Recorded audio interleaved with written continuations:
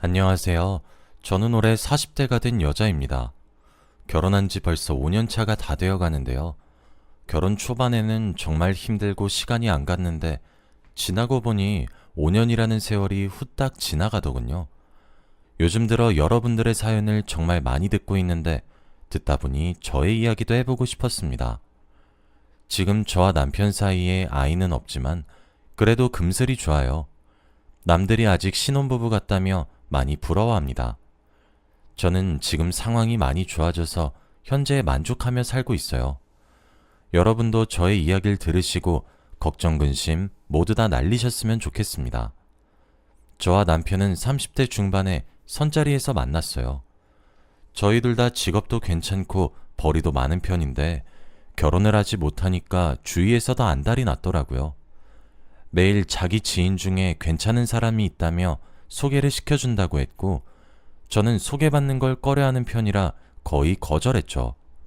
그런데 이제는 지인들을 넘어서 부모님까지 합세하셨습니다.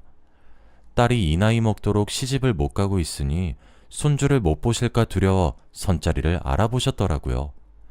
한 명 한 명 직업이랑 나이, 사진까지 다 구해오셔서는 거의 10명 정도의 후보가 있었습니다. 그 중에서 고르라고 했고 부모님의 간절함을 거절할 수 없어 결국 제일 마음에 들었던 한 명을 골랐죠. 그 사람이 바로 지금의 제 남편입니다. 저와 나이도 비슷하고 생긴 것도 제 스타일이어서 선자리에 나가기 전 많이 떨렸습니다. 가벼운 마음으로 나가고 싶긴 했지만 그래도 명색이 선자리이니 떨리는 건 어쩔 수 없더라고요. 오랜만에 남성분과 진지하게 식사 자리를 갖는 거라 잔뜩 긴장을 하고 갔습니다.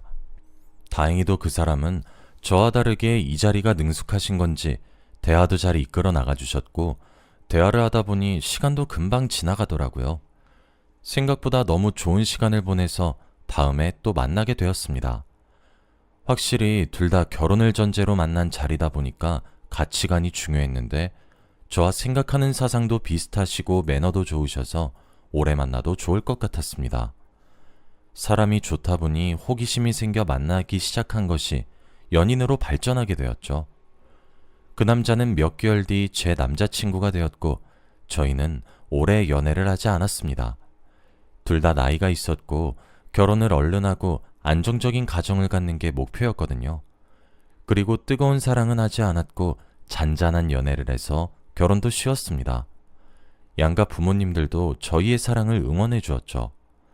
그 남자와 연애하는 방식도 비슷해서 정말 운명의 상대인 건가 싶을 정도였습니다. 아무튼 제가 결혼을 하기 전 남자친구네 집에 방문한 적이 있어요. 결혼 전에 정식으로 인사를 드리기 위해 남자친구네 집으로 갔는데 되게 젊으신 아주머니가 계시더라고요.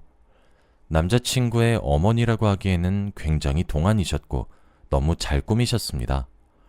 언뜻 봐도 고모 정도 되어 보였죠. 그런데 남자친구가 부모님이라고 하는 겁니다. 저희 어머니보다 훨씬 젊어 보였는데 남자친구의 어머니라고 하니 제가 더 놀랐어요. 아버님과 나이 차이가 많이 나 보였지만 내색하지 않았죠. 궁금하긴 했지만 여쭈어 보는 건 실례가 되니 아무 말 하지 않았습니다. 다행히도 두 분 다 저를 좋아해 주셨고 벌써부터 저를 며느라라고 불러주셨죠. 저도 시어머니 하며 화목하게 식사 자리를 끝냈습니다. 그리고 남자친구와 같이 집을 나왔죠. 남자친구가 나와서 제게 그러더라고요. 우리 어머니 많이 젊으셔서 놀랐지?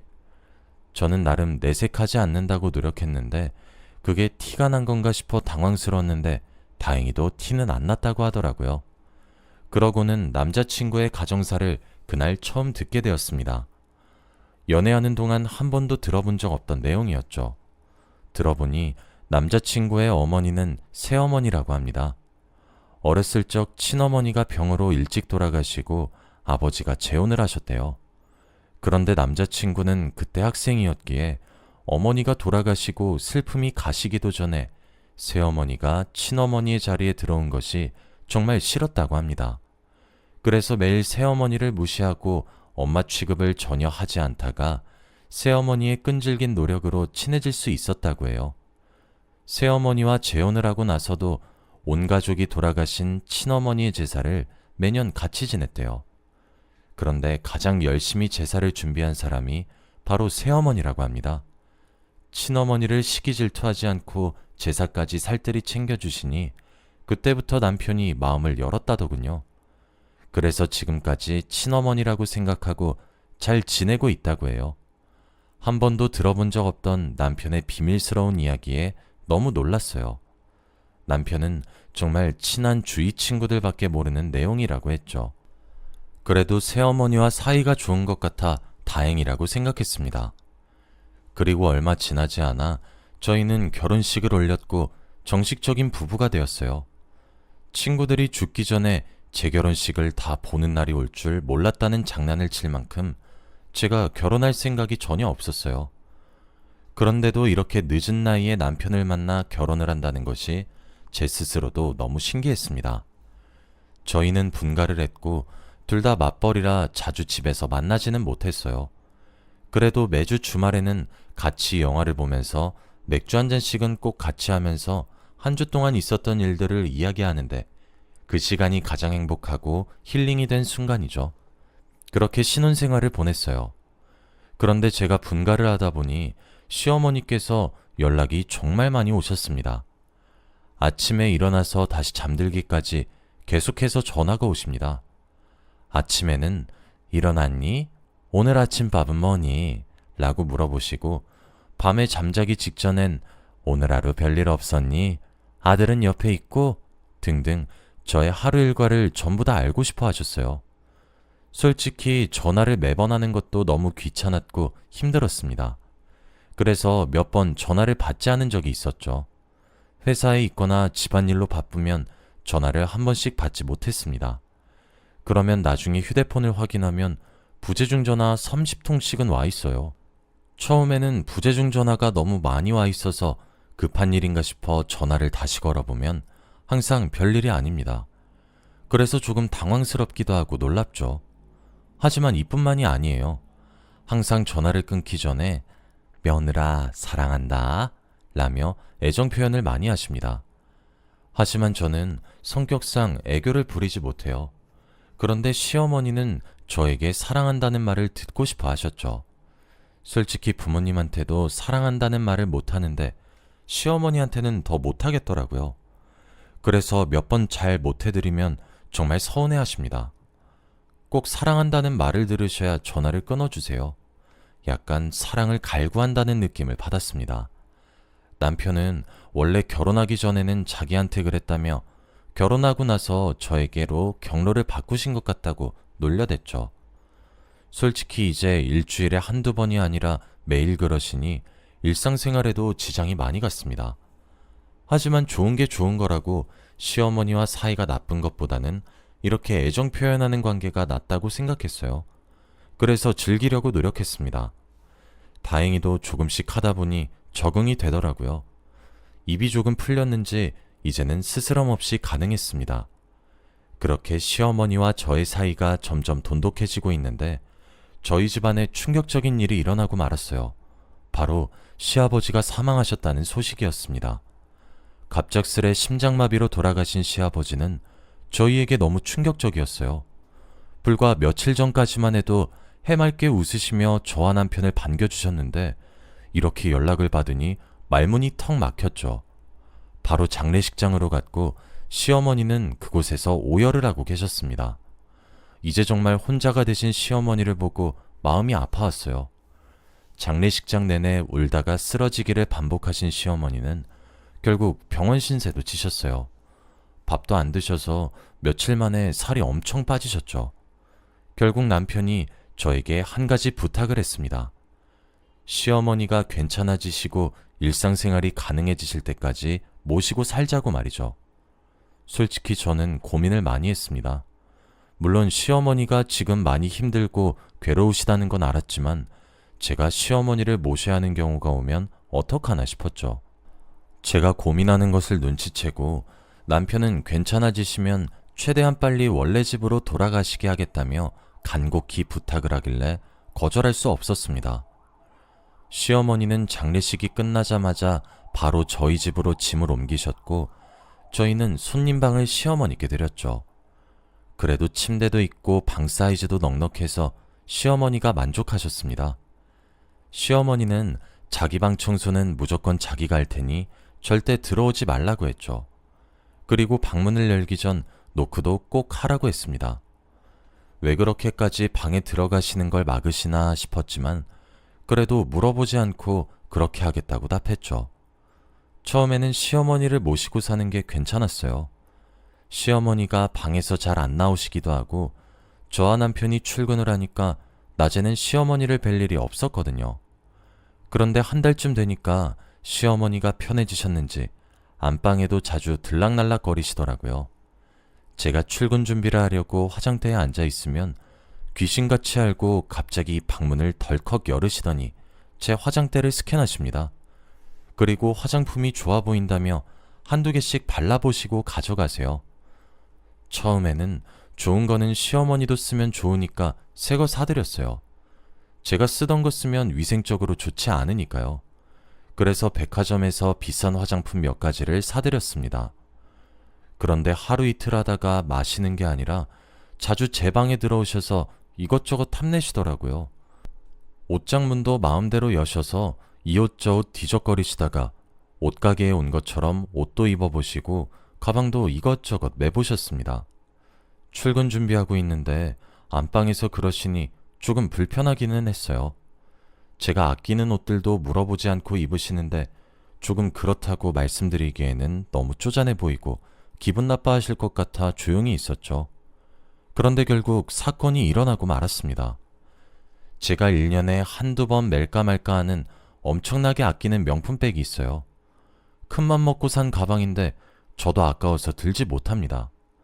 그때 결혼식장을 가야 하는 약속이 있어서 그 가방을 메고 가려고 했죠. 남편과 같이 주말에 준비를 하는데 그 가방이 딱 없어진 겁니다. 그 가방은 워낙 비쌌기에 제가 다른 곳에 고이 모셔놨어요. 그런데 그곳이 비어져 있었습니다. 남편한테 혹시 봤냐고 물어봤지만 당연히 모른다고 했고 저는 그때 머릿속에서 시어머니가 떠올랐죠. 하지만 심증만 있고 물증이 없으니 시어머니께 가서 가방 가져가셨냐고 물어볼 수도 없는 노릇이었습니다. 그래서 너무 답답해하고 있었죠.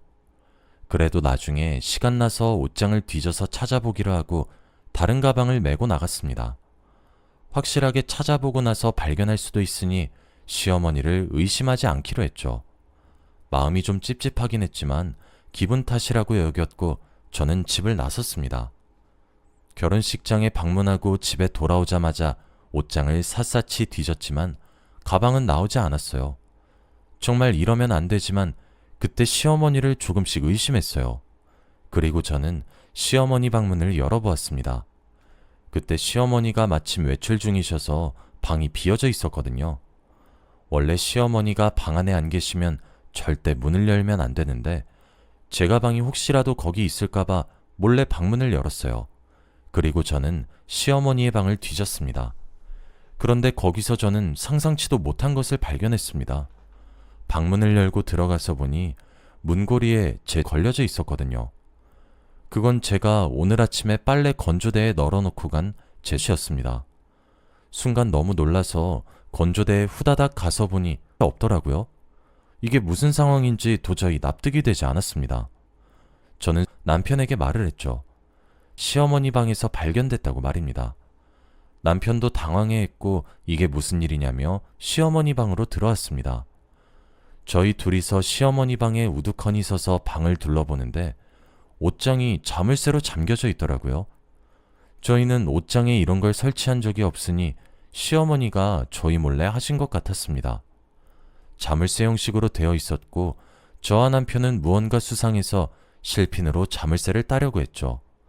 그리고 열심히 남편과 자물쇠를 쑤시고 있는데 그때 시어머니가 집으로 돌아오셨고 자신의 방문이 열려있는 것을 보고 화를 내시며 다가오셨어요. 그리고 자물쇠를 따려고 하는 저희를 보자마자 화를 내셨습니다. 너희들 미쳤어? 그리고 저는 참아왔던 말을 다 말했습니다. 저의 명품백에 대해서 말이죠. 어머니, 왜 어머니 방 문고리에 걸려져 있어요? 이거 오늘 아침에 제가 베란다 빨래 건조대에 널어놓은 거잖아요.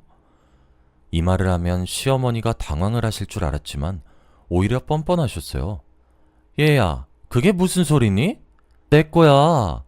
나도 요즘 유행하는 젊은이들 따라하려고 산 건데 왜 이게 네 거야?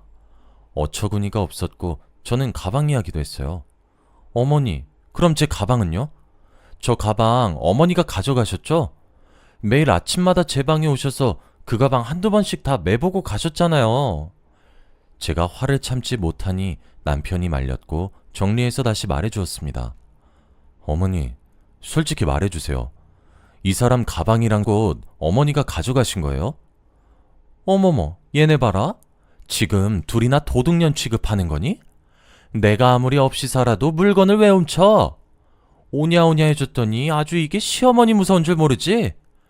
아이고, 며느리 잘못 들여서 아들을 망쳐놨네. 내가 여기서 이런 대접 받으려고 산 줄 알아? 나 당장 나갈 거다.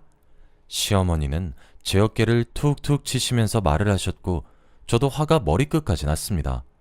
가방은 아니더라도 꽃은 제 것이 확실했어요. 저만 알고 있는 사용감이 딱 제 거였거든요. 시어머니는 저희가 말이 통하지 않는다며 중요한 집만 몇 개 챙기고 나가려고 했습니다. 저와 남편이 저 자물쇠 열고 가라고 해도 아랑곳하지 않으셨고 제 어깨를 툭 치시고 집을 나가셨죠. 남편과 저는 그 자리에서 바로 자물쇠를 따기로 했습니다. 그리고 실핀을 미친 듯이 쑤셨어요. 정말 악바리로 말입니다. 그러고 한 10분 정도 지나니 열렸어요. 옷장문을 여니 물건이 쏟아졌습니다. 그런데 그 안에 있던 물건은 정말 충격적이었습니다. 목욕탕 수건도 있었고 식당 접시와 수저도 있을 뿐더러 화장품 가게 화장품까지 전부 다 훔친 물건 같았죠. 그리고 제가 찾던 가방도 있었습니다. 저와 남편은 그 물건들을 보고 할 말을 잃었어요. 그리고 그 자리에 주저앉아 그 물건들을 멍하니 바라봤습니다. 한 10분 정도 지나고 남편이 그러더라고요. 어머니, 왜 이러시는 걸까? 병원에 데려가야겠지? 저는 남편의 말에 동의했고 시어머니를 제대로 된 치료를 받게 해드려야겠다고 생각했어요. 그리고 저희는 사탕 발린 말을 하며 시어머니를 다시 집으로 불렀습니다. 저희가 다 잘못했다고 사과를 했어요. 그리고 자물쇠도 다시 잠궜고 옷장문을 열지 않은 척 했죠. 시어머니는 저희가 이 말을 하니까 그래, 나 도둑 아니지? 왜 괜한 사람을 의심해? 라며 집으로 순순히 오셨습니다. 그리고 건강검진을 하러 간다고 속이며 정신과에 가서 진료를 받았어요. 의사 선생님은 시어머니가 도벽이 있다고 했고 원인은 우울증이라고 했습니다. 시아버지와 결혼을 하고 행복하게 살 줄 알았는데 계속 돌아간 아내의 제사를 지내면서 새어머니가 많이 외로우셨을 거래요. 그리고 이제 좀 행복하려고 하니까 시아버지가 돌아가셔서 다시 혼자가 되셨고요. 그렇다 보니 물건을 훔치게 되었다고 합니다. 그리고 신혼초 때 전화를 하루에 수십 통씩 하시고 그런 것도 다 외로우셔서 그렇다고 하더군요. 저와 남편은 단순히 저희를 괴롭히기 위해서 물건을 훔치시고 시도 때도 없이 전화를 하신 줄 알았는데 알고 보니 다 그런 이유가 있었다고 하니까 시어머니께 막말을 한 게 죄송스러워지더라고요. 저희가 조금만 더 일찍 알았으면 몰랐을 텐데 말입니다. 너무 죄송스러워서 할 말이 없었어요. 그리고 시어머니는 주기적으로 가서 상담 치료도 받으시고 약도 드십니다. 확실히 그 뒤로 물건을 훔치지는 않으세요. 그만큼 저와 남편이 애정 표현도 정말 많이 합니다.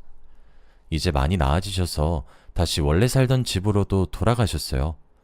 주기적으로 저와 남편이 찾아뵙기도 하고 연락도 많이 드립니다. 그리고 시어머니 옷장에서 나왔던 물건들은 다 다시 돌려드렸어요. 사과도 정중히 드렸고요. 저와 남편이 도맡아서 다 제자리로 되돌려놨습니다. 다들 정말 부모님들에게 잘하시길 바래요. 저를 괴롭히시는 줄 알았던 시어머니의 마음속에 우울증이라는 게 자리 잡고 있는 줄은 꿈에도 몰랐습니다. 지금 생각해도 왜 그제서야 알았나 싶네요. 지금은 시어머니와 그때 일은 웃으면서 말할 수 있을 정도로 사이가 많이 좋아졌고 시어머니의 우울증 증세도 많이 완화되었습니다. 저와 남편이 옆에서 많이 있으려고 해요. 여러분은 저 같은 일 겪지 않으셨으면 합니다. 저희 이야기는 여기까지예요. 들어주셔서 감사합니다.